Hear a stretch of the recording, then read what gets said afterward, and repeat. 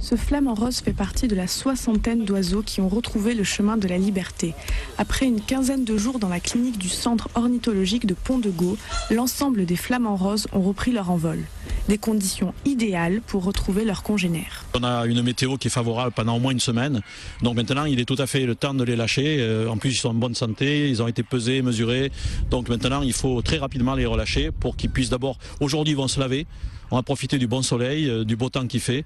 Et puis après, ils vont prendre une vie normale. D'ici 1 ou 2 jours, ils auront retrouvé leur totale liberté.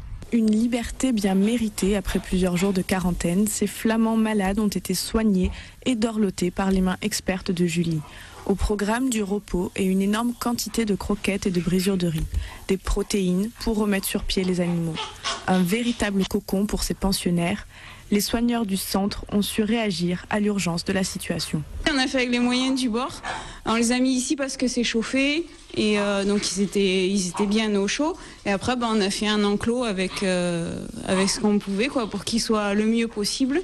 Après il n'y a pas grand monde qui passe, ils n'ont pas de dérangement donc ils sont plutôt bien. Voilà, ils sont calmes. Si ceux-là ont réussi à s'en sortir, c'est plus d'1 millier de flamants roses qui seraient morts au cours des dernières semaines. Les oiseaux de la région ont tous énormément souffert du froid. Le gel des étangs ne leur permettait pas d'accéder à la nourriture. En fait, un oiseau va résister au froid en se nourrissant. Donc il va constituer des graisses. Ces graisses vont lui apporter de l'énergie et cette énergie va lui permettre de lutter contre le froid.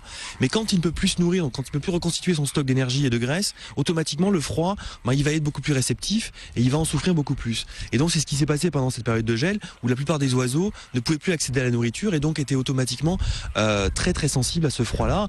Et on s'est rendu compte que les oiseaux étaient morts de froid en fait. Ils n'ont pas les pattes prises dans la glace, le cliché, ça c'est pas possible. Mais c'est sûr que les conditions extrêmes donc, les font énormément souffrir. Cela faisait 25 ans que la Camargue n'avait pas connu un épisode hivernal aussi extrême. La relâche des derniers flamands semble clore cet épisode glacial et annonce une tranquillité toute retrouvée pour les oiseaux de la réserve.